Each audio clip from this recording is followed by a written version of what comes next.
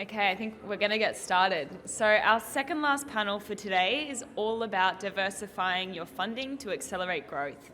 The speakers on our panel are Jen Kiang from FundSquire, David Weir from Radium Capital, Matt Fatal from Birchall, and moderating the panel is Alice from BDO. Thanks, guys. Yes. Beautiful. Day 2 of Intersekt. How exciting. Okay, well, today, not only just an Intersekt day, it's also an Are You OK day. So before I kick off and talking about diversifying funding, I'd like to ask you all, are you okay? Are you okay? You okay, Matt? I was a bit dusty this morning, but I'm feeling a lot better now. Fantastic. Are you okay, Jen? A bit dusty myself too. And how about you, David? I'm a little tired. Okay. How about everyone here? Are you okay? Fantastic. I think I'll be more okay at 5:30. Beautiful. Looking forward to it. So let me introduce you to our amazing panel. So Jen Kiang, Partnerships Manager from FundSquire. David Weir, welcome from Perth. I know you flew in this morning. CEO of Radium Capital. And next to me, Matt Vitale, co-founder and managing director from Birchall. So Matt, on our earlier chat, discussing about this team, you introduced me to a term that I actually use as a hashtag for this session, hashtag funding mix. So can you tell us more about what is funding mix and why it is important? Yeah, I think, thank you. So what we do is equity crowdfunding, and it's really making equity capital available to small and medium businesses for the first time.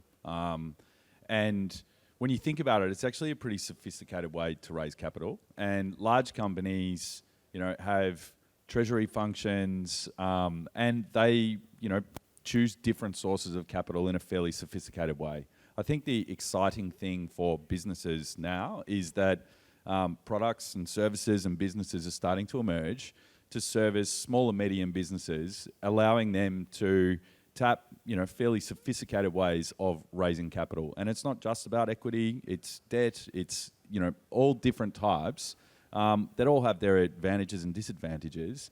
But it's exciting to kind of be part of this movement, allowing companies to think about how they're sourcing capital in a far more sophisticated way than's been possible previously.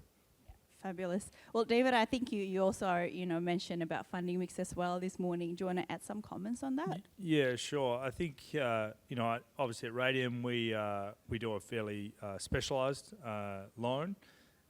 But we're the first to actually mention that, what we do will not get your company from go to woe. You need to have a variety of tools at your disposal, debt, equity, different types of debt as well, secured differently. I think trying to pin all your hopes on one strategy, obviously, and then before you look for the next is actually not only time consuming, but it could be dangerous, when you talk about startup companies only having limited runway, having a variety of options, variety of things that you're doing, really diversifying that capital stack is hugely important. I actually think even on our website we say something along the lines of, capital stack and only a part thereof, and we're quite open about that point. Yeah, thank you. So Jen, I'm going to move on to you. I also learned a new term from our coffee catch-up, which is revenue-based financing. Can you share some light on this and how FundSquire has helped startups and businesses through this method of funding?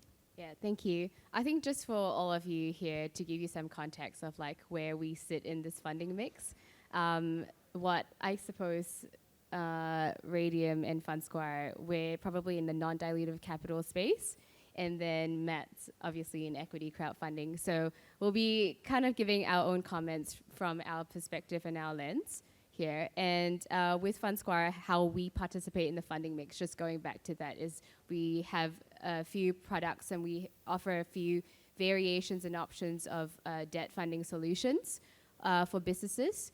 So one of them being revenue-based financing, and actually that product is born out of what we do in R&D funding and government grants funding.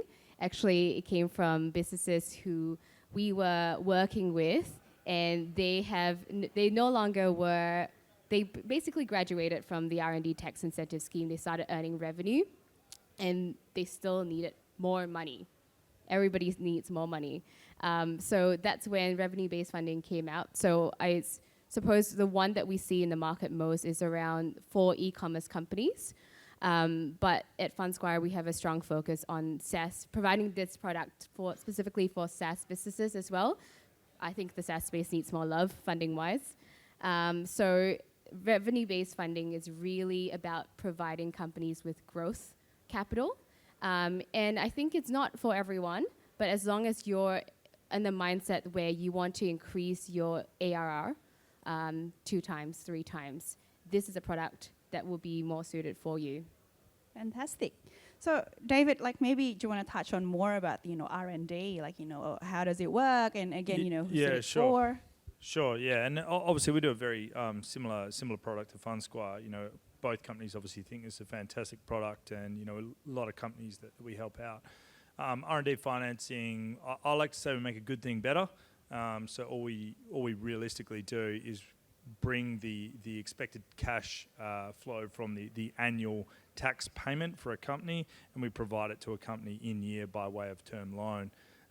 What that does is it obviously brings the cash flow forward, or the cash event forward, into the company, and enables them to access that cash right there and then, and reinvest it back in their business. When we're talking about early stage startup companies, ultimately cash is going to be king. Runway is going to be within an arm's reach, and so you want to be able to give companies line of sight as to how that works.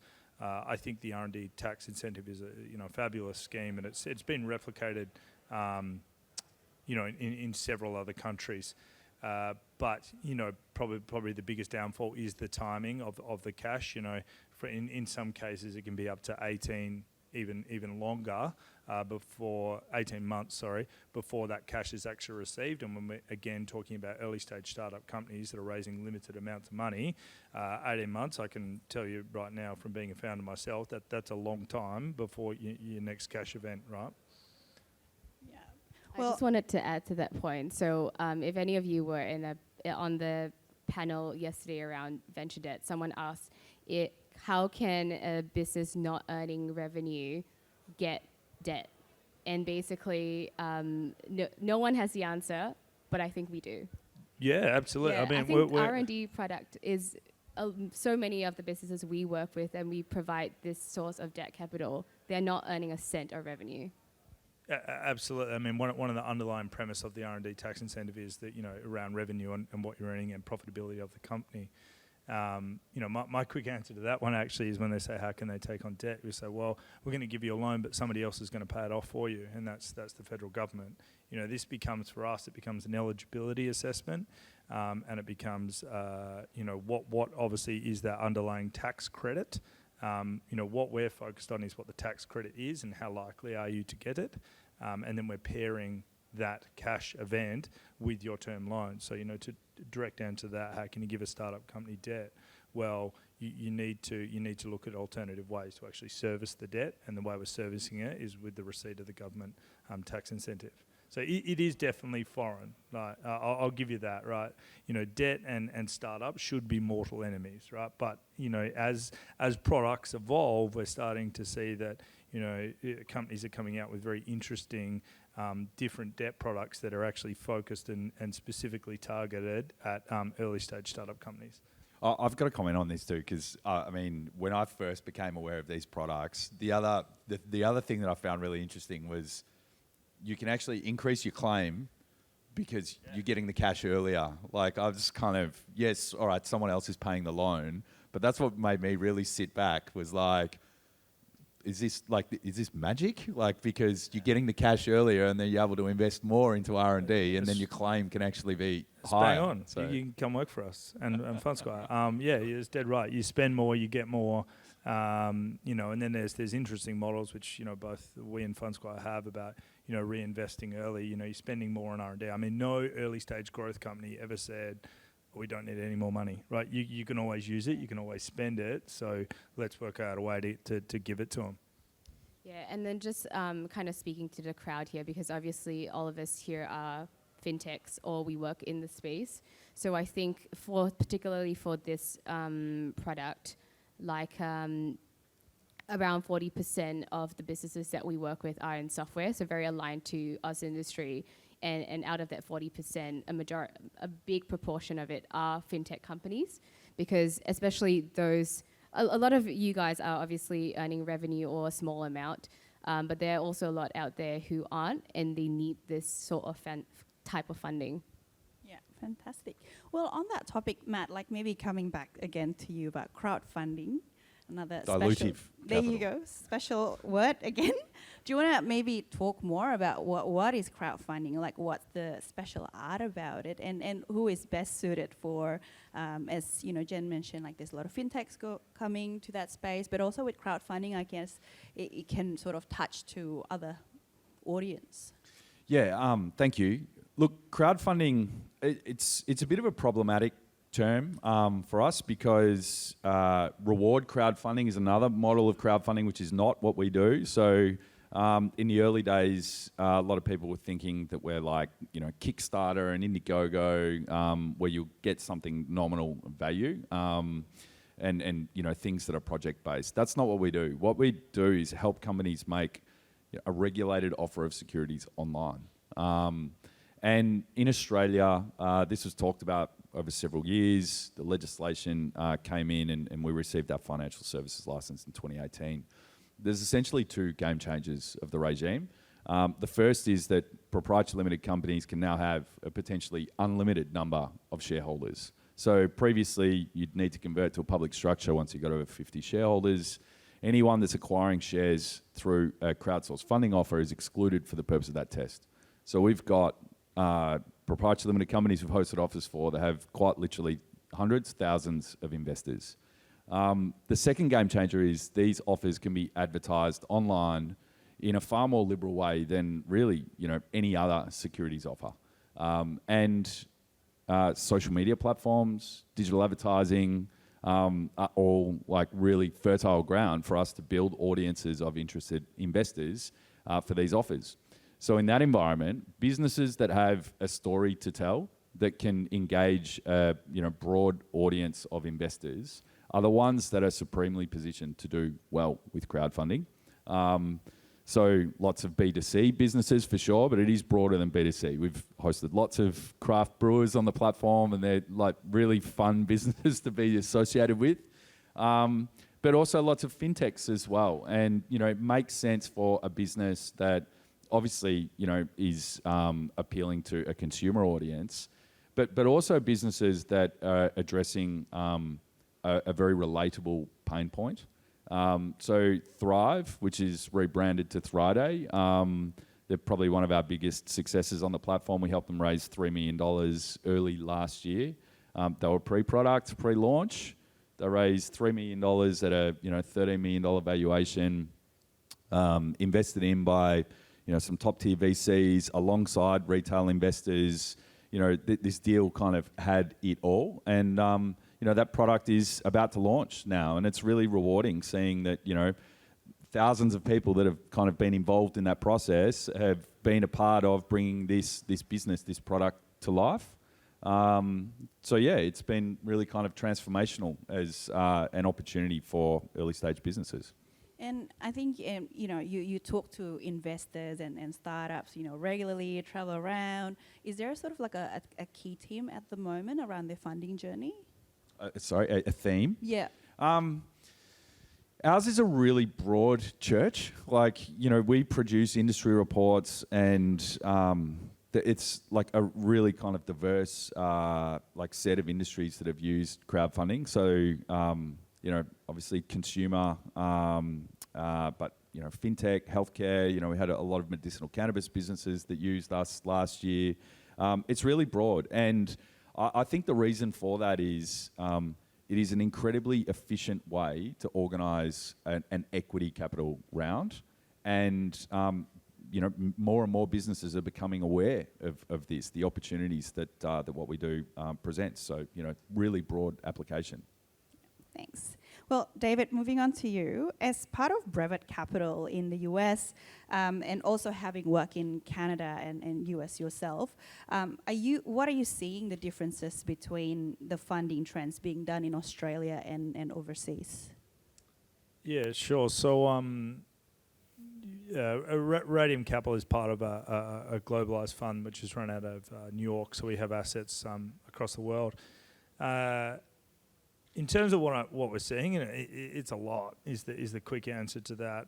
Particularly in Northern America, we joke you could finance your morning coffee if you really wanted to, and I think that's actually it's good because there's options, but it's also terrifying for a business because the noise is it's immense. And then one of the things that we always advise people is you really need to assess all options.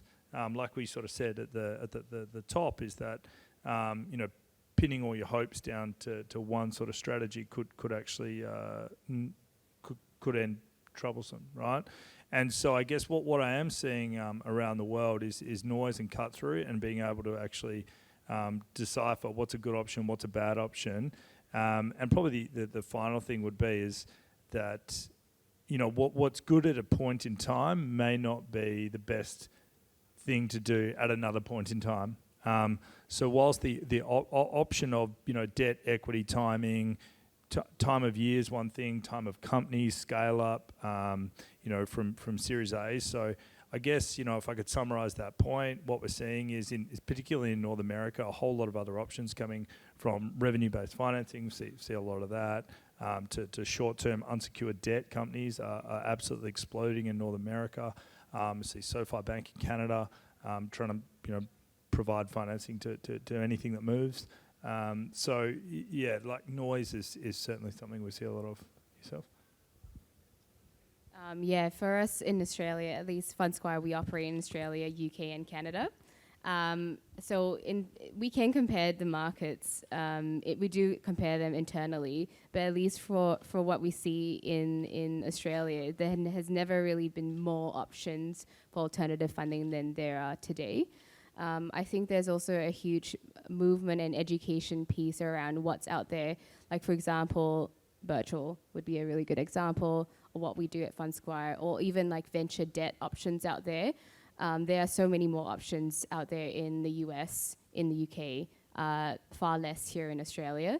And that's the opportunity that we see, that we see startups in this landscape kind of being educated into knowing what these options are, and also being a little bit more open, knowing the current climate that it is today. They're a little bit more open-minded in finding out how to get capital and what's the smart way of doing so. Oh, thanks, Jen. Well, another buzzword throughout Intersekt and in the fintech world, we keep hearing hashtag collaboration, hashtag partnerships. Jen, do you want to share the upcoming collaboration that FundSquire has at the moment? Nothing in the bag at the moment, but I can talk about partnerships as a whole, because that's really kind of the key focus in what I do and what FundSquire does as well, because we really lean into these partnerships that we have. So a few verticals. So for example, like FinTech Australia, they've been an amazing partner of ours. They've really enabled us to be to really dig deeper into the FinTech community, to contribute more, to be part of these events as well. And also Austrade, because this also really helped us kind of go global with some of their little road shows happening around. But all these more partners as well, like with consultants, with accounting firms, because that's really the space we operate in the R&D and government incentive space. And also tech partners, we take them very seriously as well. And the likes of community builders like Startup Victoria, potentially virtual. Well, we're catching up for beers tomorrow night at the Cherry Tree Round Hotel. Anyone's welcome. So yeah, I mean, it was pretty clear when, for example, a virtual FundSquire partnership, because I do realize that we share so many similar businesses that we work with, and that's when something clicked, I suppose. Beautiful. Well, David, I think you... probably on the partnerships, I think one of the things that we have a lot of industry-based partnerships, client partnerships, all those things. I think what I boil them down to is trust. In Australia, the debt markets are only just starting to grow, and a lot of businesses don't really trust the debt providers, mostly because out of I guess not understanding what we're actually doing. So we've got a lot of industry partnerships, and what we're trying to build out of those is actually trust of the people that are, industry-based groups. We work with Cicada Innovations in Sydney and a few other things. So, but yeah, I mean, they're important, but really what we're trying to do there, and it's kind of why we're here today talking about what debt does and how it can drive your business. Realistically, for us at least, they're there to build trust. And as I think our market grows and our service offerings become more clear in the market, potentially they'll look a lot different moving forward. Yeah, I think I recall you mentioned some work with Tractor Ventures. Do you want to maybe touch on that as well? Yeah, sure. So like I said before, we really specialise in R&D financing. We don't do revenue-based financing. So we actually just partnered with Tractor Ventures earlier on this year, and they actually provide the revenue-based financing for our clients, which is good. Again, we really see the need for that product. We think it's a great product. It works well. It's as you rightly point out, it's a logical step for an R&D-based company to then move into revenue-based finance. So that's why we actually decided to go down the partnering road, because it's not something that we at Radium Capital nor our parent fund wanted to move into that particular product. We're looking at other ones that we're doing around grants and other types of stuff. But yeah, the revenue one, and that's been really well received by both our customers, Tractor Ventures, and I think that's a really good example of where partnering up in industry to do what you do and to do it well has worked well. Yeah, that's actually pretty awesome, that collaboration actually. So it just reminds me of another kind of partnership that we also focus on, which is very relevant to the hashtag funding mix that you were talking about, was a strong partnership that we have in the VC space with other investors, with also angel syndicates here in Australia, because we do understand that sometimes, like for example, I would speak to a business that may need a bridging round of, say, $1 million, but based on what we can offer at FundSquire, we may only make up 50% of that, but they still need to look for the other 50%. So it's about the funding mix and the education around how do you fill up the other 50% of what you need. And that's when we actually go out to our network of partners and let them know, we have this awesome company, they're in need of this, we're willing to do the DD for them, and also fund this amount. Who wants in? So that's something that we take really seriously, because we also want to add value to the businesses through partnerships. Thank you. Matt, do you want to add to that? Yeah, look, in terms of our partnerships, like our experience has really been like building awareness for a new industry, and we haven't been able to do that alone because we're the intermediary that hosts these offers. So we don't give the companies legal advice or accounting advice. We kind of point them in the right direction for people that understand what we do. And it was really critical in the early days to have, I suppose, forward-thinking professionals that kind of believed in what this industry could be. And I'm talking about organisations like Blue Rock, they're kind of multidisciplinary accounting and legal practice that we do a lot of work with. Ashurst, they're our lawyers.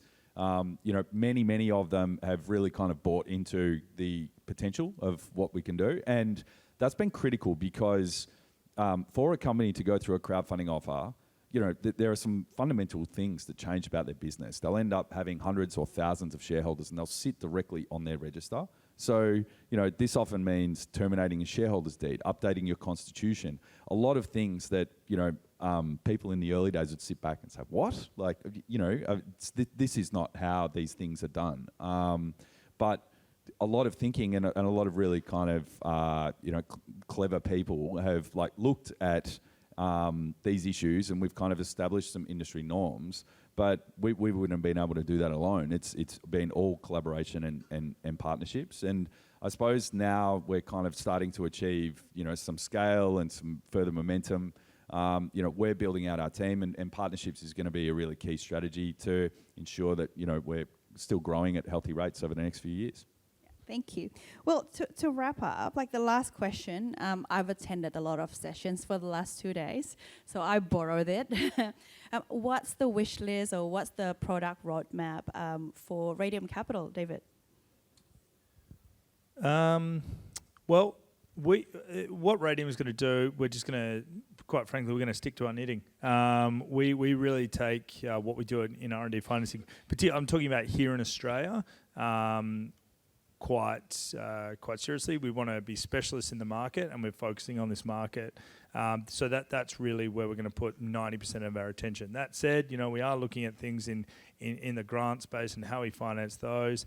It's difficult, it's hard. We're committed to looking at it, but I think past the look, that's where we are. So in summary, we're going to do what we do well and stay with the R&D and continue to grow that. I think it's a great market. I think what we provide for borrowers really, it's evidence from itself in terms of how much we've lent and how many people we've helped. And people coming up to me here today saying, hey, that helped us. So I think that's where we're going to focus. That's where we're going to stay. Yeah. And how about FundSquire, Jen? Well, we essentially at FundSquire want to be the one-stop shop for startup funding. With obviously right now we have a strong focus in the non-dilutive capital space, and we still want to push that message through our different products. Of course, maybe potentially adding one more to the product suite would always benefit the businesses we work with, because most of the time the businesses I work with and the startups I work with don't just use one type of funding that we provide. It's common to see 2 or even 3 types of funding through FundSquire, so that's the plan. Fantastic. So lucky last, Matt, any wish list or product roadmap for Birchall? We're in a really, I suppose, fast-growing industry. It's the beginning of the industry here, so we look to similar industries overseas as the relevant precedent for what we can expect. Obviously. Capital markets are a little bit choppy at the moment, but equity crowdfunding's been growing 70% year on year as an industry the last few years. So we're just doing everything we can to continue that growth trajectory with our core offering. But we raised capital earlier this year because we're building out a suite of products and services, because we see what we do as the emergence of a new asset class, offered at scale to retail investors for the first time, early stage businesses. So, we're releasing an investor reporting tool in the next few months, because we see that companies really should be doing a lot better than they are in terms of communicating with their, hundreds or thousands of investors post the raise. And we've just piloted our secondary trading product. So, we tested this on ourselves. So we ran a market and facilitated secondary trading of shares. So that product will be out for general release next year as well. Fantastic. So I think we have time for questions. Okay. Okay. Okay. Well, thank you very much for joining us. Please join me to thanks all the panel here. Thanks.